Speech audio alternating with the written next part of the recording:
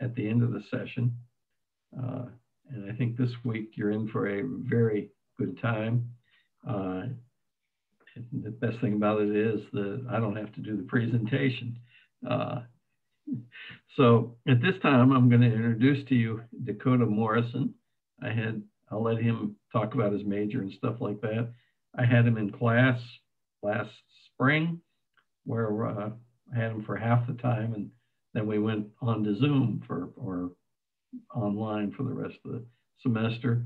He was an outstanding student in the class, very enthusiastic in everything that he did in the class, and I'm very impressed with him, and so are all the folks at the Wood County Committee on Aging, and they were thrilled when he agreed to help participate today.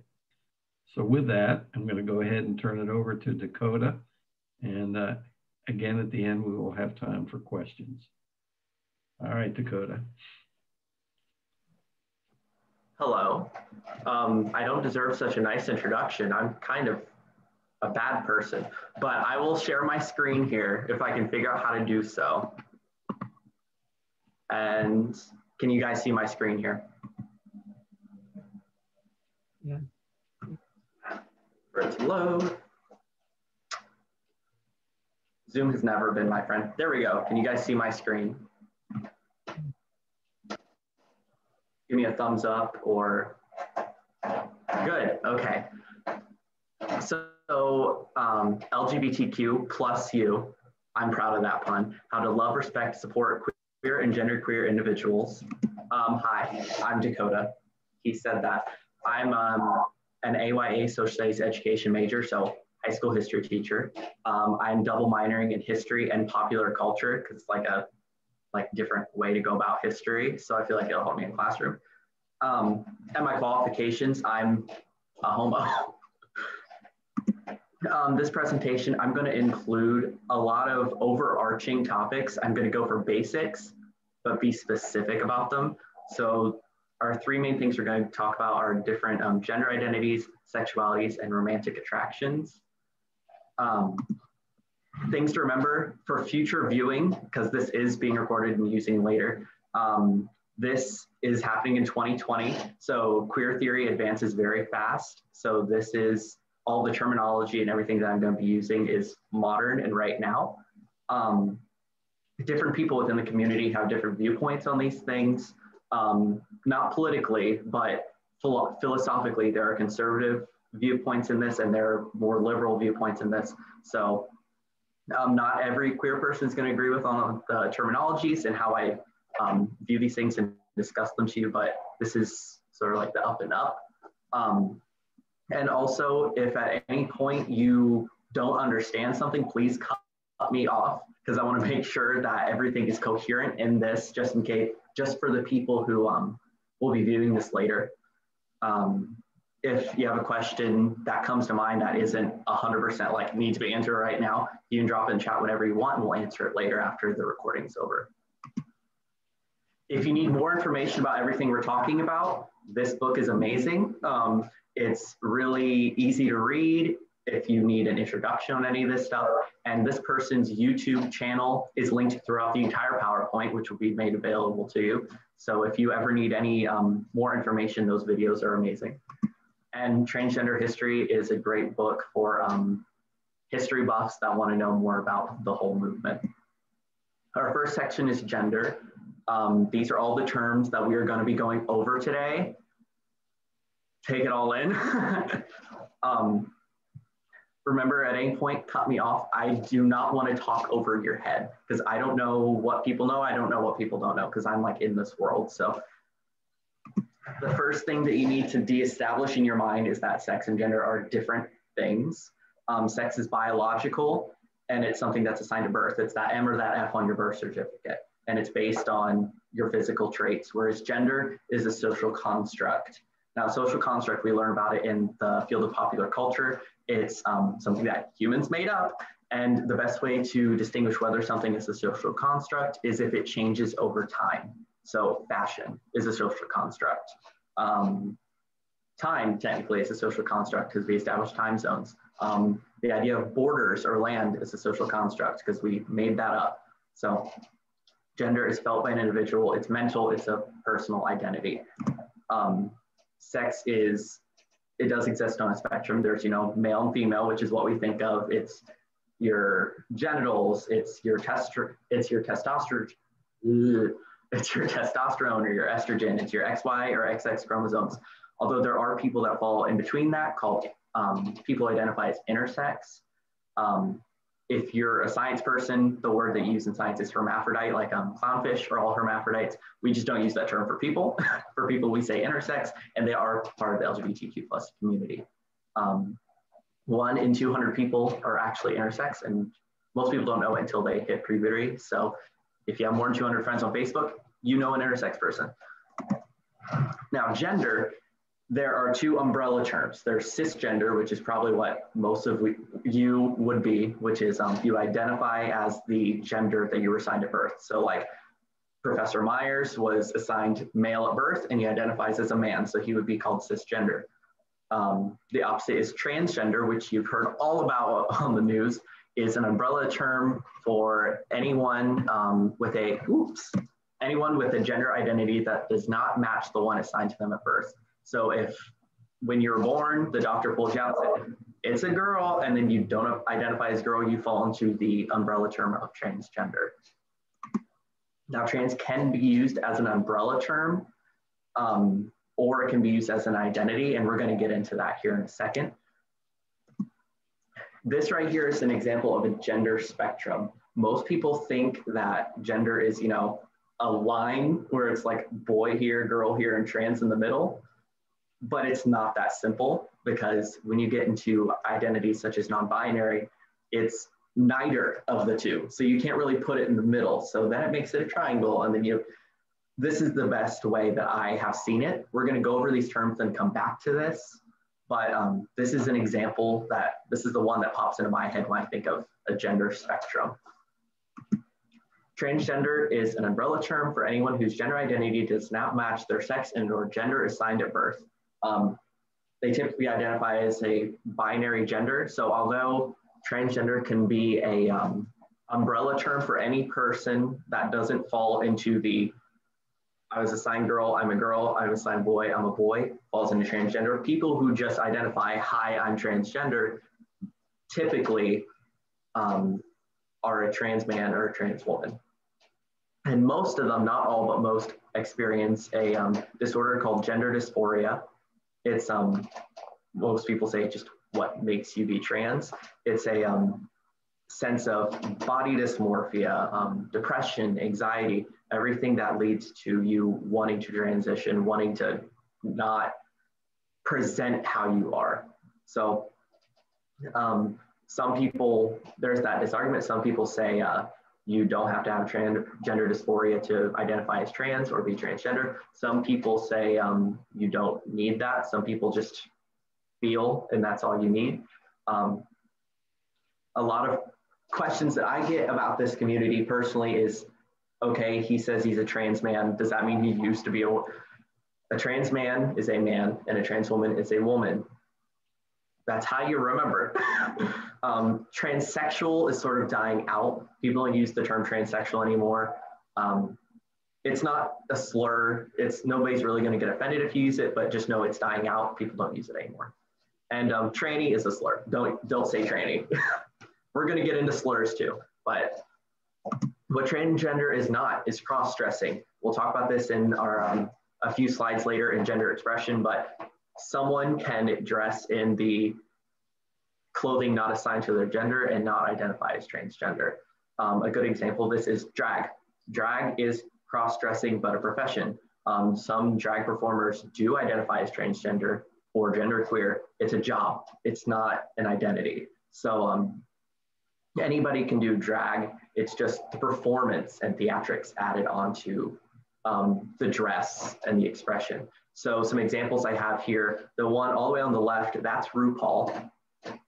Everybody knows RuPaul.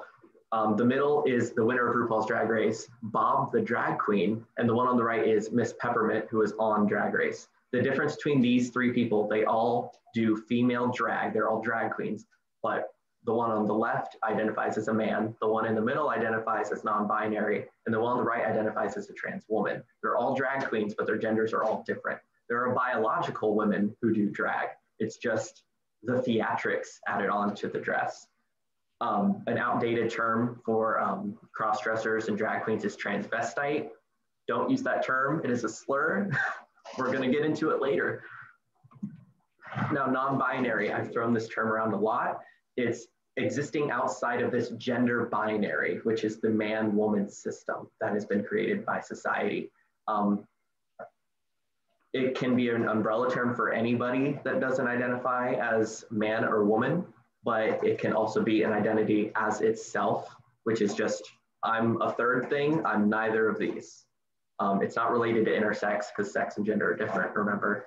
But that's one of the biggest gender identities that you personally will run into in the world today, aside from just trans man or trans woman, is non-binary. Then we get into all the intersectionalities. This is where you're gonna lose me. This is where I'm gonna lose you.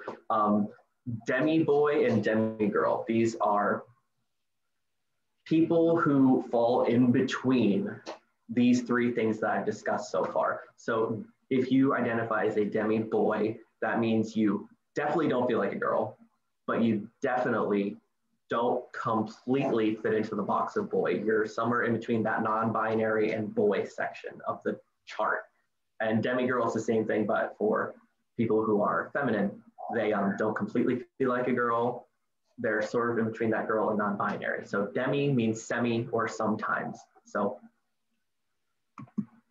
and then you get into the more abstract things that you won't see a lot, but these are pretty common outside of little old BG. Agender is someone who is without gender. They have no sense of gender. They don't fit into any of this. They just don't have any part in it. They don't have that. Whereas neutral, which is the only one in this presentation I had to look up, which is one that I'm not as familiar with, someone whose gender is neutral. They don't feel outside of gender. They feel they have a gender, but it's somewhere in between all of it. And then these are more common. Gender fluid is someone who has a gender that changes. You wake up one day, you feel more feminine, you feel more like a girl. You might wake up the next day, you're kind of whatever, you feel like you're more non-binary. You wake up the next day, you might feel more like a man. So gender fluid is just an identity for people who it just switches up on them. Whereas gender queer is an umbrella term for anyone who falls out of anything that has to do with the binary. So trans people don't necessarily fall into gender queer because gender queer is outside of the man-woman system. Have I lost anybody yet? Now, here's a review of our spectrum here. So you see at the bottom, man and woman. Non-binary is nowhere near them. Demi-boy and girls in between where they need to be. And neutral is neutral in the middle. They're amalgamation. Agender just isn't on the chart at all. It's just down in the corner there chilling. And then you see the arrows on the side. Transgender is going from one to the other, whereas gender fluid switches between it. Is this good with everybody? Can I get a thumbs up or a yes? I just want to make sure I'm not losing anyone. I know this is hard. The gender sex thing, knowing that they're different, this is the hardest part for people that try to learn this whole world for the first time, because it really does go against what you've learned your whole life. Now, when you get into gender identity and gender expression, I asked, my best friend is a trans guy. I said, what is something I absolutely need to include? This is the thing he told me to do. This is going back to the whole drag cross-dressing thing. Just because you dress a certain way and present a certain way doesn't mean that's how you identify. A good example on the right, that is Mr. David Bowie, who did a whole tour and album in a dress.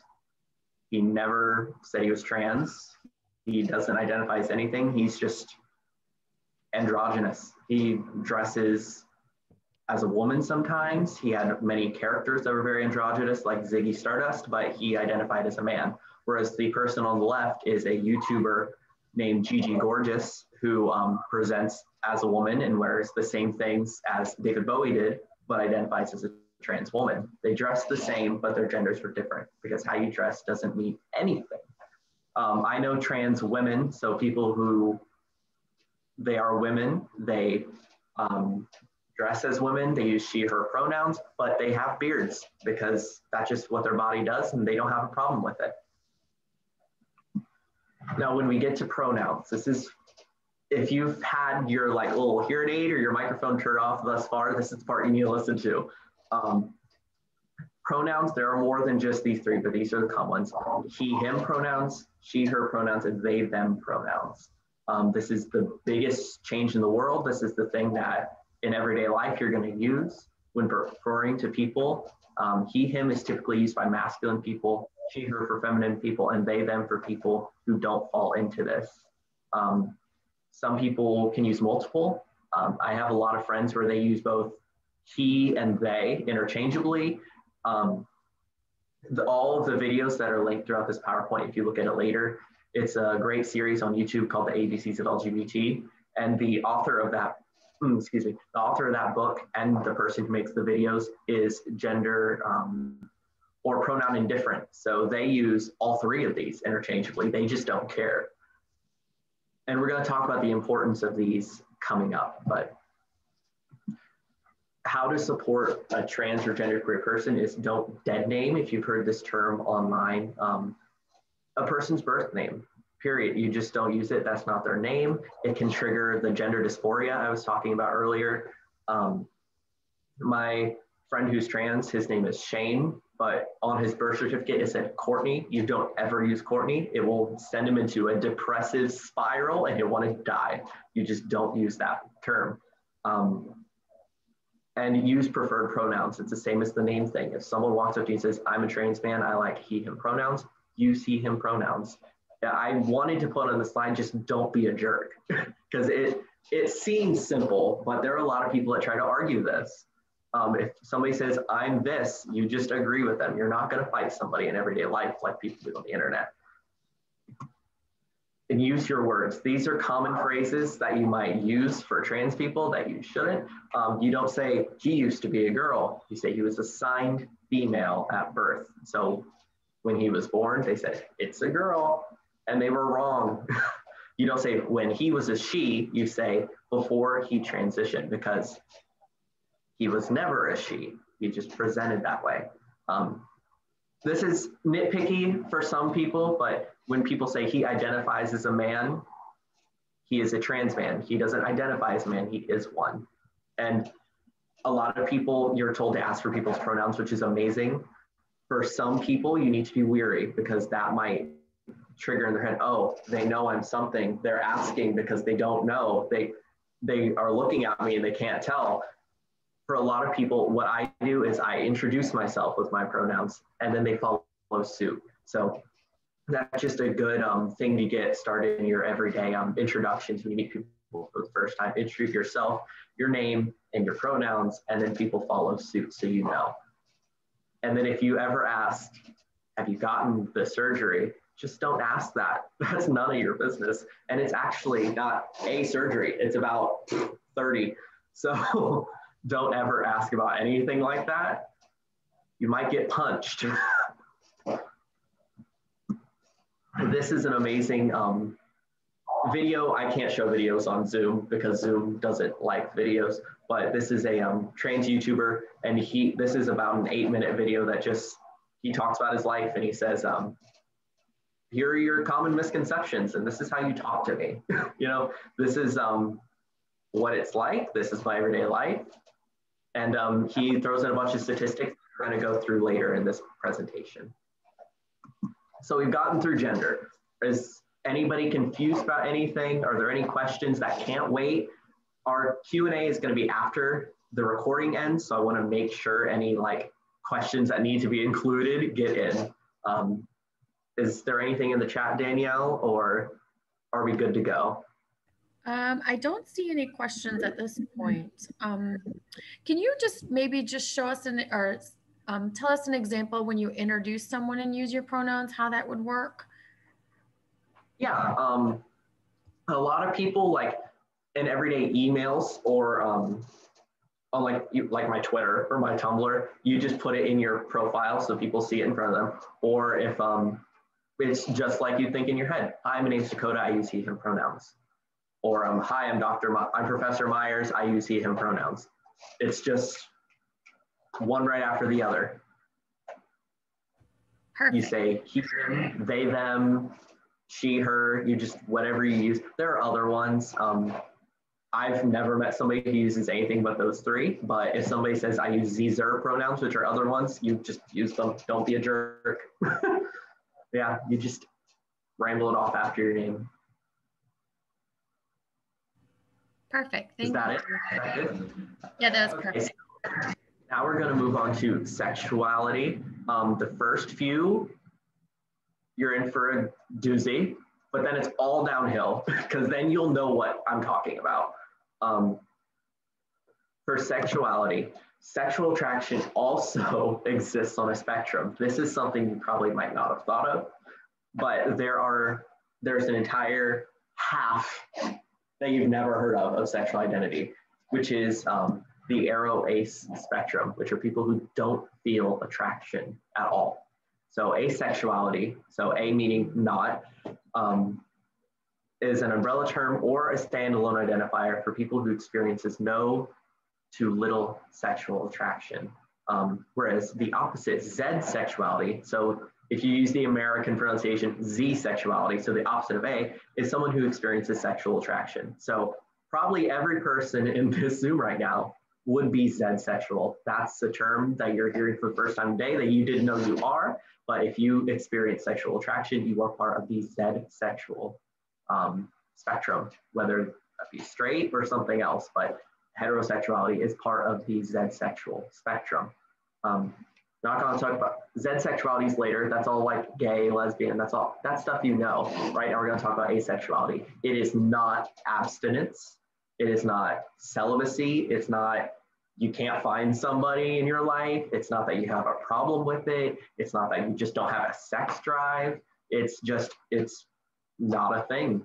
Just like some people, you're born that way, you just like the same sex, or you like more than one gender, or anything like that. Just some people are born where they just don't. The most visible section of asexuality, aside from not feeling any attraction, is demisexuality, which is someone who experiences it after a while. So some examples, these are intersectional. So it gets even harder to understand, but like demi-homosexuality, you are sexually attracted to the same gender as you are, but only after there's that bond. So at first you look around, you walk down the street, you're not attracted to anyone, but once you have that friend, that after a long time, it develops, but that only happens with the same sex. Whereas demi-heterosexuality is the same thing. It's just adding in that sometimes to it. This is where people get confused. When it comes to the asexual spectrum, I am not qualified. It's very broad and it's very misunderstood. And some people even argue whether it should be included in LGBT, because LGBTQ+, it's people who have a queer gender or queer sexuality, whereas asexuality and agender is the lack thereof. So there's infighting in the community about asexuality. Here I covered some surface level stuff you would probably come across any given day, but please, if you want to know more, there is some really good videos linked in this PowerPoint, but I don't know what else to give you personally, because I'm guilty for not knowing. It's a whole half of sexual orientation in queer theory, and it's just not looked at a lot. When it comes to Z-sexual identities, which is the opposite, it's all downhill because you know all this. Whether you know it or not, you do know all this. Lesbian, women, as well as non-binary or genderqueer people who feel connection to womanhood, who are attracted to women. So women who like women, trans feminine people who like women, or any sort of feminine woman-like gender who is attracted to any feminine woman-like gender can identify as a lesbian. It's just homosexuality applied to femininity Whereas gay, this was the hardest thing for me to define because it is so broad. Many people think that as men who are attracted to men, or any person who is attracted to the same gender, but it can also be an umbrella term for anyone who's not straight. There are bisexual people who refer to themselves as gay. There are a lot of people who are of a queer sexual orientation just refer to themselves as gay because it's easier. A lot of people just say the gay community. It is acting as a umbrella term. In a same-sex relationship, here are some do nots. Do not ask who's the girl or who's the man. There's not a girl, we're both guys. There's no need to apply. There doesn't have to be one and the other in a relationship. If there's two guys, you don't need to assign which one's the girl. It doesn't have to be a thing. It's an issue that we can discuss later in this presentation, but just don't. I had someone in high school once ask me, well, which one's the girl? And I'm like, we're both guys. And she said, okay, but like, which one does the cooking and cleaning? Which is sexism. but that's a whole other can of worms. And don't say that's so gay when you think something is stupid. And there's a fun little punk rock song linked right there that I like a lot. Bisexuality. When it comes to the next two slides, I was most concerned about making them because people are going to get mad at me no matter what. Bisexuality has different definitions depending who you ask. Some people say it's the attraction to two genders. For example, it's I'm attracted to men and women, or I'm attracted to men and non-binary people, or just the attraction to, or some people say is the attraction to their own gender as well as others, which is where people get confused with pansexuality, which is the attraction to people of all genders or regardless of gender. So there's a lot of argument about, oh, well, they're different things. No, they're the same thing. It all depends on how you define it. And the thing you need to remember is all this terminology, it all sounds like a lot of crazy millennial crap. It's a bunch of Gen Z crap. There wasn't even a transgender flag until the late 90s. I think it was 1998. A lot of these terms came around in the past 20 years. So when it comes to defining these, we really are in the renaissance of queer theory. So if someone says I'm bisexual, this is what it means to me, you're not going to walk up to them and say, oh, well, your definition means you're actually this identity. You go with what people say they are. There's no need for identity politics. There's no need for trying to tell people. If someone says they are a thing, you agree with that thing that they say they are. A big issue within not just the world, but in the queer community itself is bi erasure. There's a lot of memes and pages about this online. You might have heard it, but it's people who say that, oh, bi is just a transition between you saying you're straight and saying you're gay. Oh, bi is just a transition. There are some people who say they're just saying that because they want to feel included, but don't want to actually be in a gay relationship. And the other issue is when, like my best friend is a woman and she's bi. If she's dating a boy, people assume that she's no longer bi, or they say your relationship or your attraction does not determine what your term is. That's why a lot of times people don't say gay marriage anymore. It's same-sex marriage, because if two men are bi and happen to get married to each other, that doesn't mean that they're gay now. They're both still bi. Your terms don't change with relationships or anything like that. Now, queer. I've used this a lot in the past 30 minutes, and some of you might be confused because for a lot of you that was a slur in school, but it is actually been reclaimed. It is part of our letters, LGBTQ. That's what the Q stands for, is queer. And while it can be an identity for people who just don't know what term to use, it can be shorthand for LGBTQ. Like I say, the queer community. It is very much an umbrella term now when used correctly. If you look at that bottom section of the PowerPoint, it is a reclaimed slur. So my rule for it is if you're using it as an adjective, it is okay. And if it is a noun, it is a slur. So using it as an adjective or correctly, if you say a queer person or a queer musician or the queer community or queer art, that is okay. It is an adjective. It is being used to describe something as LGBT. But if you use it as a noun, like he is a queer or he looks like a queer, it's dehumanizing and that makes it a slur. Now we're going to talk about slurs. This is the trigger warning. But I feel like it's important for people who might not know about this world in general. Remember, not everybody in the community agrees with me. This is how I view these slurs. Don't use any of these unless you know how somebody feels about it. But this whole next slide is all just a list of slurs against the queer community. So yeah, outdated terms. So transvestite and transgendered with the ED at the end are not okay. People don't use them anymore. The correct term now for transvestite is crossdresser, and transgendered just makes no sense. That's like saying I'm American. Like, no, I'm still American, just like someone who's transgender is just always transgender. You don't add the ED, it's just not good grammar.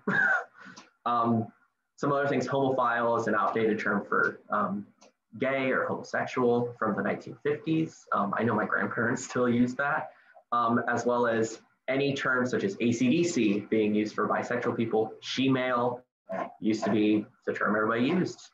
Don't use it. It's not right. It's not okay. Hermaphrodite is not okay to be used for intersex people, although that is the correct term in science. For humans, we just don't use that. If you've watched any of the stuff with the Supreme Court recently, there was a lot of controversy with Amy Coney Barrett using the term sexual preference. And a lot of people were confused about that controversy. By saying someone's sexual orientation is a preference, it implies that it is a choice. If I had to choose between being accepted into the world or not going to school in middle school before being bullied, I would have chosen with not being bullied. So it is not a choice.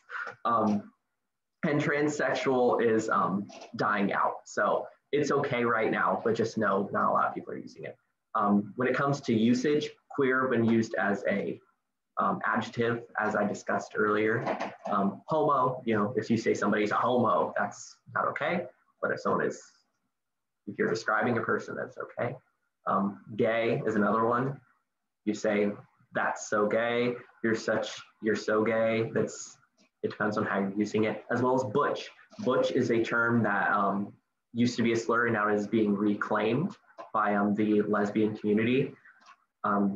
Butch lesbian, it is an identity now, and it is okay when used in a respectful manner. And then things never to use. Now, my viewpoint on this last column is, I always say these are like our N words. I use these terms all the time because I can, because I feel like I got called a faggot all through high school. I can say it all I want, but I've met a lot of queer people who walked up to me, hey, are you okay with the gay F word? A lot of people know that is the most triggering term for queer people. So a lot of people just ask. I use it all I want because it's like my N word as a gay person. Same with dyke and tranny. They're just as bad as faggot. Whereas other terms you see here like he, she, or a fairy, or a lesbo, or saying someone's an it, those are just never okay. They're dehumanizing. And any name calling. So I showed this presentation to my friend yesterday and she said, what do you mean by name calling? I'm like fudge packer, or like any terms like your racist, homophobic uncle uses for gay people. Any name calling is just not okay, obviously. Again, just put on the slide, don't be a jerk. But these are the correct ways to use a lot of these terms and why they're not okay. We just had a quick question. I'm sorry. Just a quick question. In the chat feature, there was a question about when would it be okay to use the word homo? So homo, if you say, basically just in describing someone's actual sexuality. So if I walked into the room wearing this outfit with spaceships and aliens on it, and my dad said, you look like a homo. or you're such a homo, using it in a derogative connotation. So just using it as an insult, it's hard to describe, but you know it when you hear it. So if you say, I don't know, if someone uses it as describing your actual sexuality, it is okay, like an identity. But if you use it in a derogatory or as name calling, it is not. That one, it is a slur and an insult, depending how you use it. I really did struggle where to put it in the chart there, because it's not the same as like queer using it as an adjective or a noun, but it's using it as the derogatory. I hope that answers the question, because I honestly don't know how to explain it without yeah. Perfect. Thank you. Again, I just hope I'm not talking over anybody's heads. I'm fortunate. I was born in 2000, so I've grown up during this whole like the whole like gender revolution and queer renaissance that we're in. So I've grown up with all these terms, whereas for a lot of people it's culture shock. So I hope I'm not. I just really don't know what people who aren't within the community don't know. So I feel like the Q&A section is going to be great. But as for talking over your head, we're going to talk about the thing you've probably never heard about, and that's romantic attraction. So your sexual attraction is basically who you're sexually attracted to, which is separate for who you're romantically attracted to. An example of this is a story I know, is I have a friend where he calls himself straight. He is only attracted to women romantically. He only kisses women. He only wants to marry a woman. He only wants to hold hands and date a woman. But sexually, he will also have sex with men. He doesn't want to kiss men. He doesn't want to hold men's hand or anything. Just sexually, he is more queer than he is romantically. These are two different things. And they don't have to match. Like for him, he could call himself bisexual and hetero-romantic. For every identity that we've talked about thus far, you can replace sexual with romantic, and it'll mean the same thing, but for your romantic. Every person has three identities: their gender identity, their sexual orientation, and romantic orientation. Some examples of this: someone can be bisexual, panromantic. So sexually, your identity, you are attracted to two genders, whereas romantically, you could date or have a crush on people regardless of gender. Whereas if you look at the bottom left there, asexual, panromantic, now's when it starts looking like scientific terms for animals, doesn't it? But asexual, panromantic, that's someone who sexually is not attracted to people. They have no sexual orientation, but romantically, they could have a crush on or kiss and love someone who is of any gender. So this is where it gets very confusing for people, because this is something that you just don't hear about in the mainstream or on television or anything. Now this is the big section, showing support to someone who comes out to you.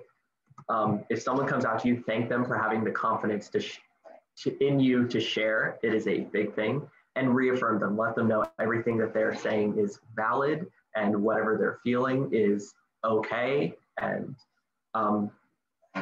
don't affirm them that you won't tell people.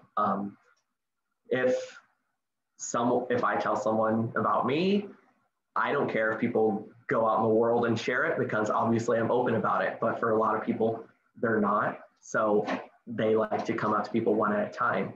So don't ever tell anyone if someone comes out to you as any identity, unless you know that they're very open about it to the world.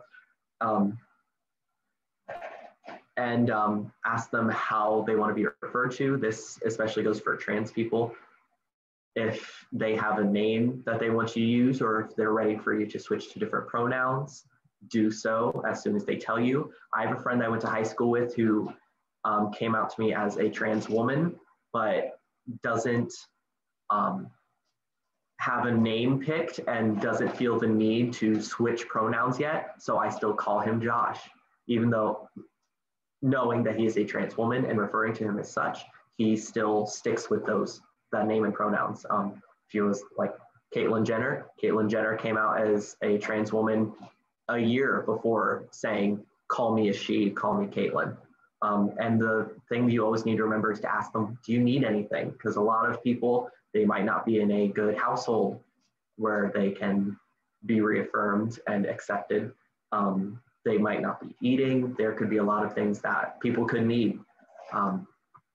Things you do not want to do, especially don't say, oh, I don't care, or it doesn't bother me, because that's making it about you. That's negating the big thing they just told you. Don't think that they're hitting on you. If I walk up to you and say like, hey, I like guys, and you're like, oh, did you think oh no, I don't swing that. No, don't. You just don't make it about you. Don't push them farther than they need to be.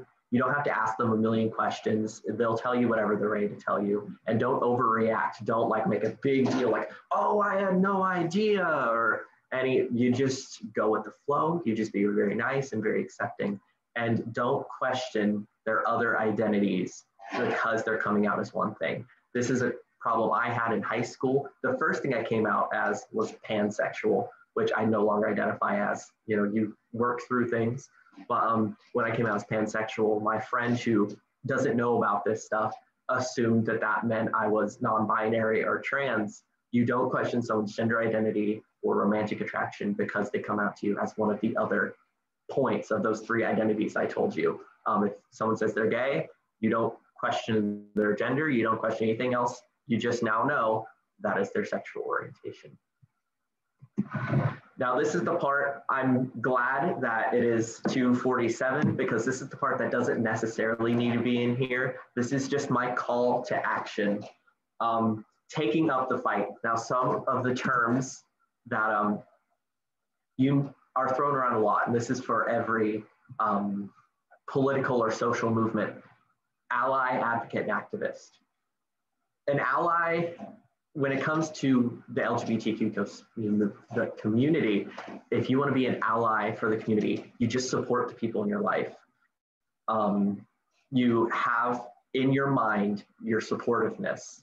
Whereas an advocate, you make people think. That's how I think of it. You voice your support.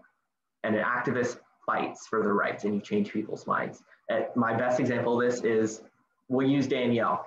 If Danielle wants to be an ally for the LGBTQ plus community, she just uses people's preferred pronouns and just supports it wholly in her head and in her heart. Whereas if she wants to be an LGBTQ plus advocate, let's say pronouns. If you're an ally, you're going to use people's preferred pronouns. If you're an advocate for using correct pronouns for queer and genderqueer people, you might wear a pin on your shirt that says she, her, or you put it by your name in your email. It's when people look at it, they're like, oh, what's that? It's making people think. Whereas an activist, you're changing people's minds. So if Danielle wanted to be an activist for pronouns, she could say, hey, for the entire Wood County Community on Aging, every person who works here has to put their pronouns by their name in their email. It's important, and this is why you should do it.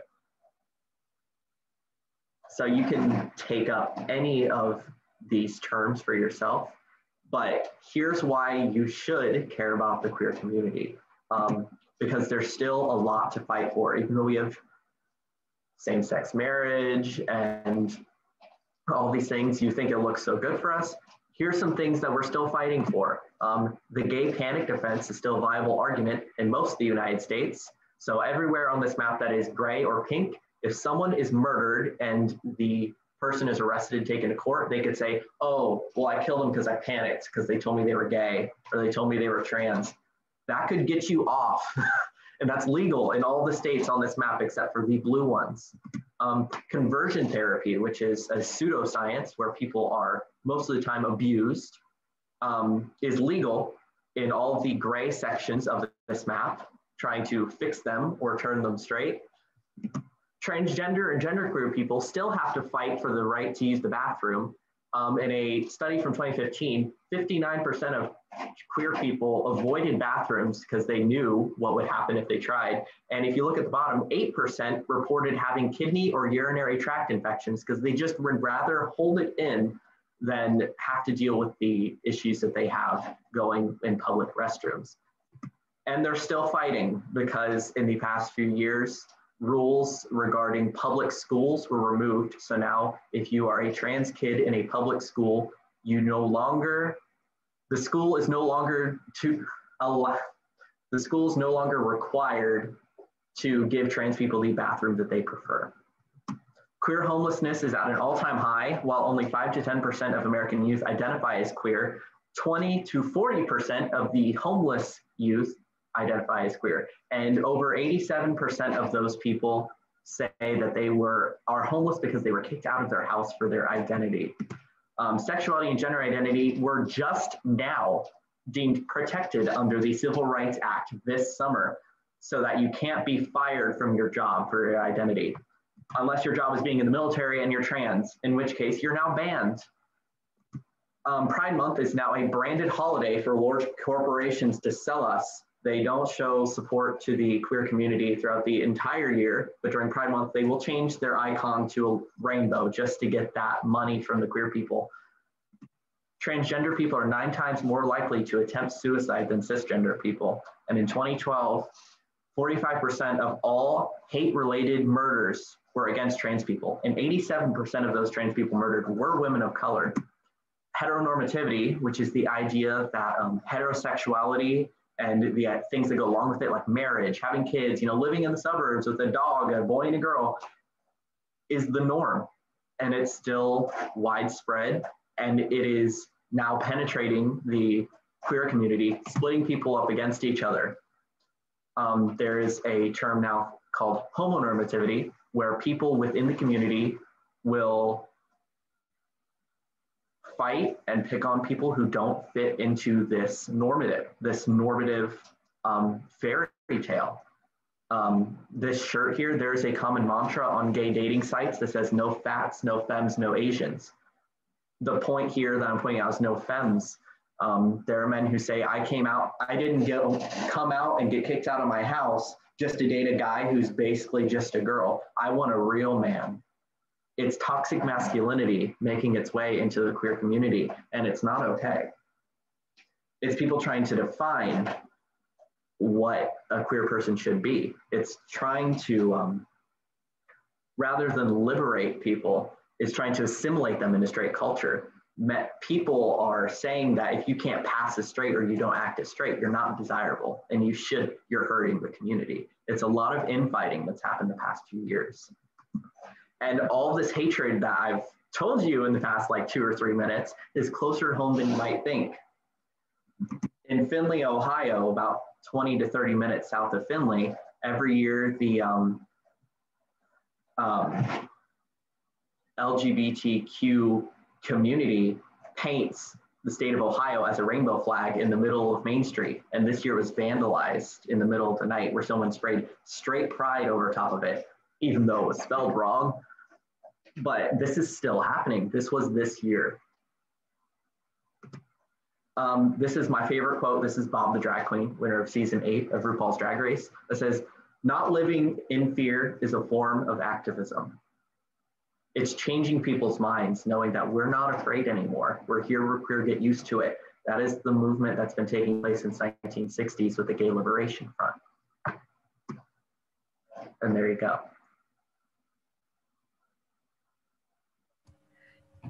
Thank you so much, Dakota, for sharing your time and your vast amount of education and knowledge with us. We really, really appreciate it. At this time, what I'm going to do is stop our recording and allow everyone the opportunity to ask questions and answer questions.